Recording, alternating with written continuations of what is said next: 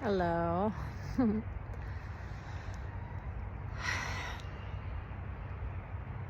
I wanted to come in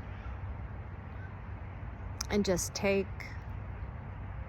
the weight off of needing to do things in a certain way.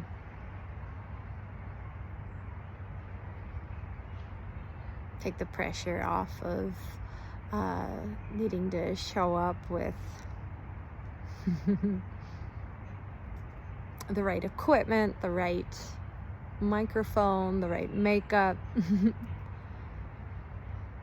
all the little things that I guess really do add up to a certain level of perfectionism. But it's not even mine. It's probably not even yours. It's just our collective expectation of how things are supposed to be done, or how they're supposed to look, even how they're supposed to sound. And so just letting this be a raw, unfiltered recording. No matter how I might feel about it later, the intention is to share this as is, and just let whatever wants to come through. And the thought or the energy that was preceding this was around loops and shoulds and ways in which we practice trapping ourselves. We practice trapping ourselves by introducing evidence or collective wisdom or any thoughts that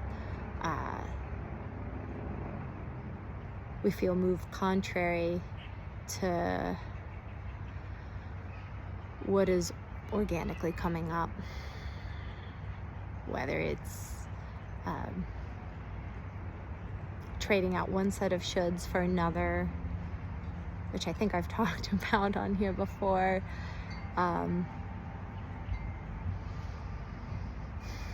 Feeling like in order to meet a certain group's expectations, or a certain style of living, or even if it runs somewhat parallel or adjacent to something more established by a group, whether it's a lineage, a religion, a culture. I do think that we as Westerners, as Americans,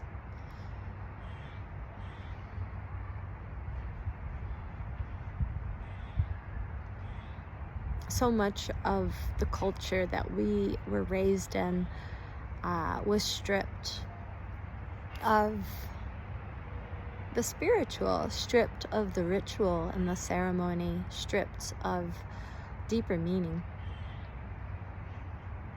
And we're craving that. We're thirsty for it.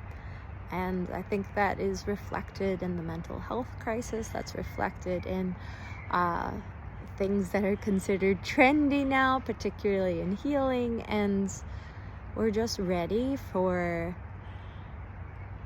reuniting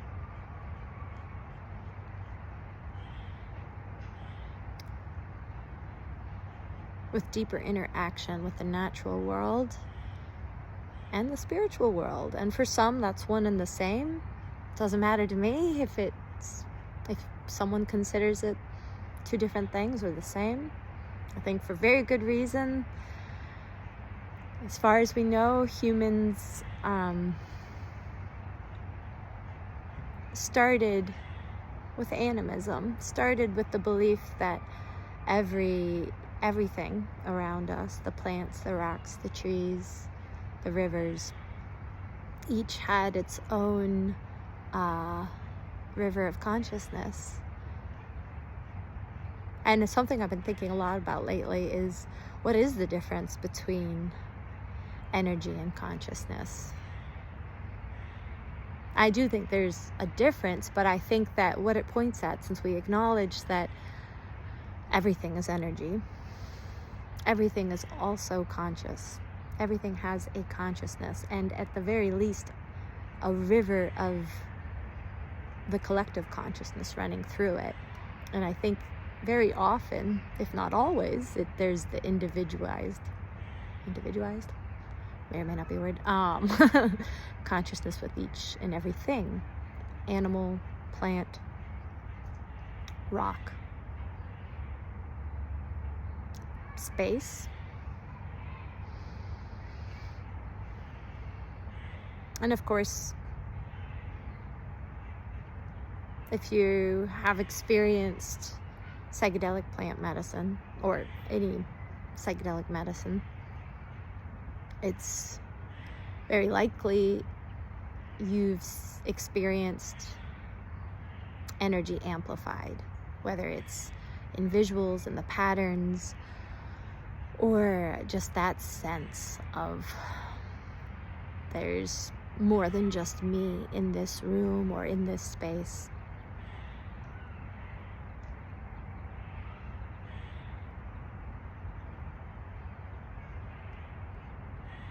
I do think it's an attunement.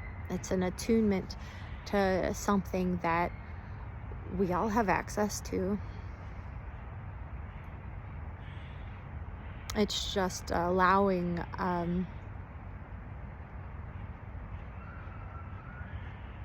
our perception, our doors of perception to widen enough to remember. And it's something that can be experienced just by going and sitting under a tree, going and sitting in a meadow by a creek. You don't need to have a psychedelic experience to experience it, but it does make it undeniable. I think often we are all experiencing these incredible things in nature and with one another and with our pets. These I've heard it called recently, these psi abilities, telepathic or psychic abilities, getting visuals or messages that have nothing to do with what we were thinking about or what we're doing. And we just write it off as something random, some daydreaming. I think we all experience this all the time. We just haven't embraced them in this century. And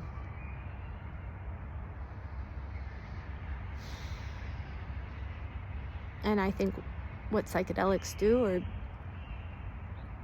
make it undeniable. And for good reason. We aren't like that all the time. We wouldn't get very much done. Another aspect of sitting with psychedelics is you're not really doing anything.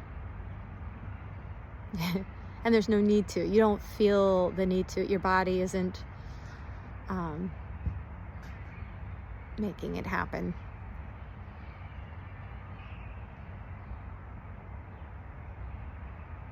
Because all of your senses are so wide open and attuned to everything that's there. The filter that is usually in place makes it so we're able to do what we need to do, whether it's move from one place to another, take care of others, do our work, whatever it may be, whether it's ancient or very modern. But we work such long days, we forget that, okay, need to make some space between our minds calculating, analyzing, figuring everything out, and holding our to-do lists. Make some space between that and being with ourselves and being with the natural world, or being with our loved ones, being with anyone or anything.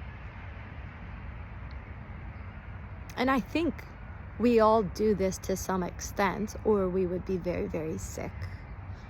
And in fact, we are getting very, very sick because we have less time being and more time stimulated with phones or anything else, because the pace of life has picked up drastically.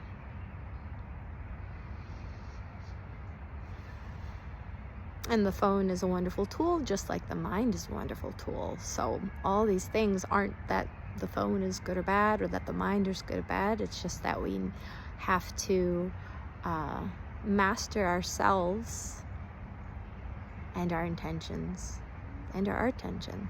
It's the precious, precious aspects of being alive in this world, what we pay attention to and what our intentions are.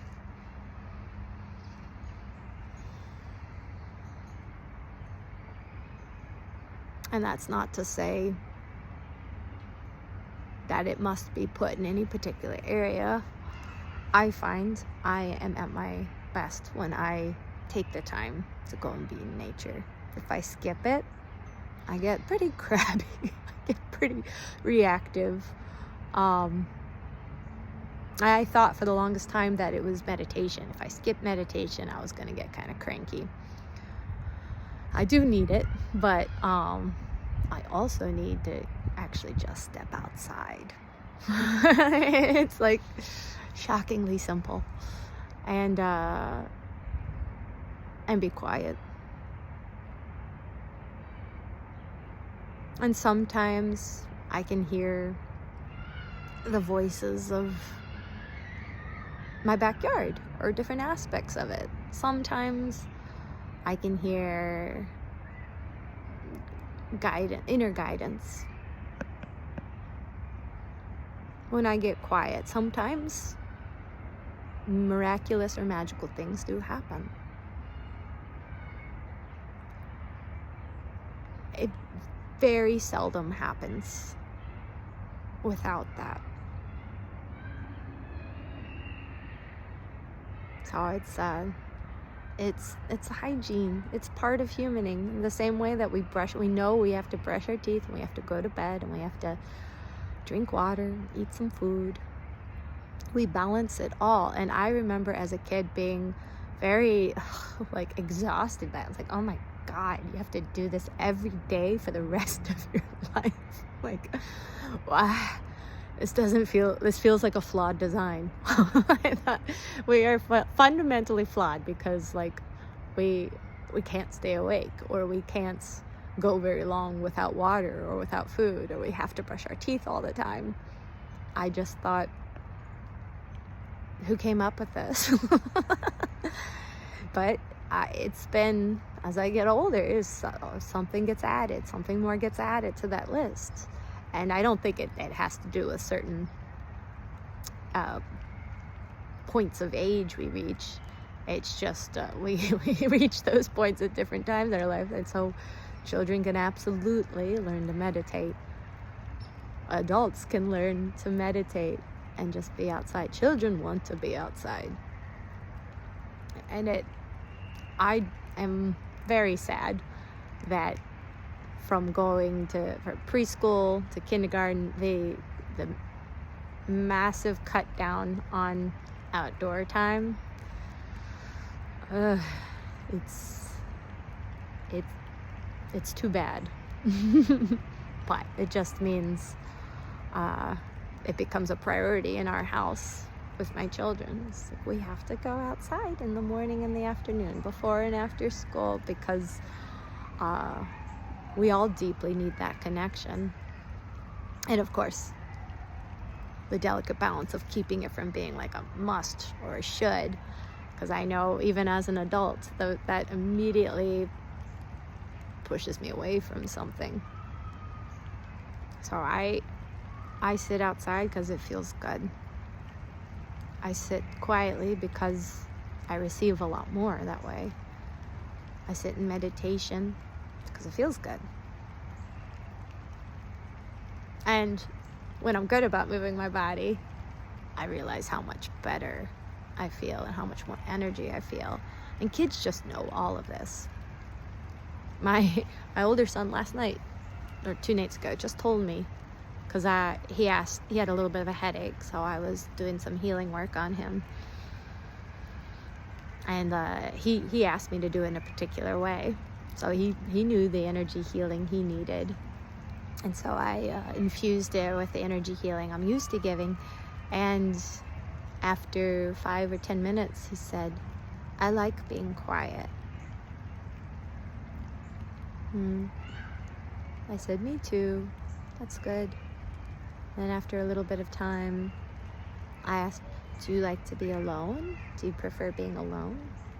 He said, No, I like being quiet with others." I thought, like, what an amazing thing to know about yourself at such a young age.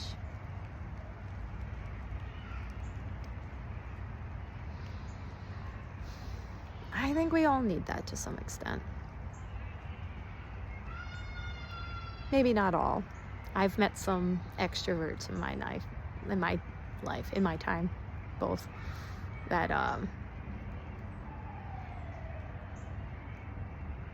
might disagree. Then again, it might just be that they do like the quiet as long as people are around. And if you're around people all the time, eventually you'll get a little bit of quiet with them as well.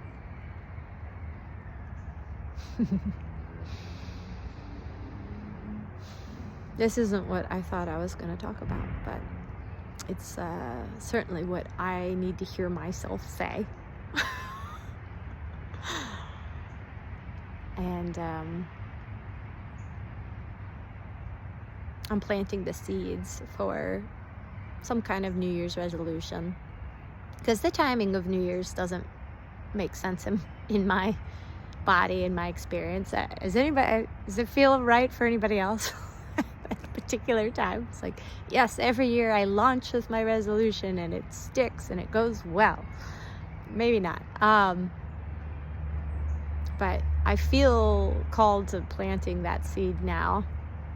And it's that I just share more candidly, openly, and honestly, and rambly as called, as I see fit, without it needing to build towards something, without it needing a finer point, without any of the hoopla. Because all of that I very quickly use as excuses to not do it at all, or to wait too long, and then it doesn't even really resonate with me anymore. So if I sit on this and wait a couple weeks, I'll be like, all that's so obvious, I don't need to say any of that, or I don't even feel that way anymore. But one great takeaway from the very popular book of 2003, The Creative Act, by Rick Rubin, A Way of Being. The Creative Act, A Way of Being, by Rick Rubin, was the timeliness of art, and that the artist's expression,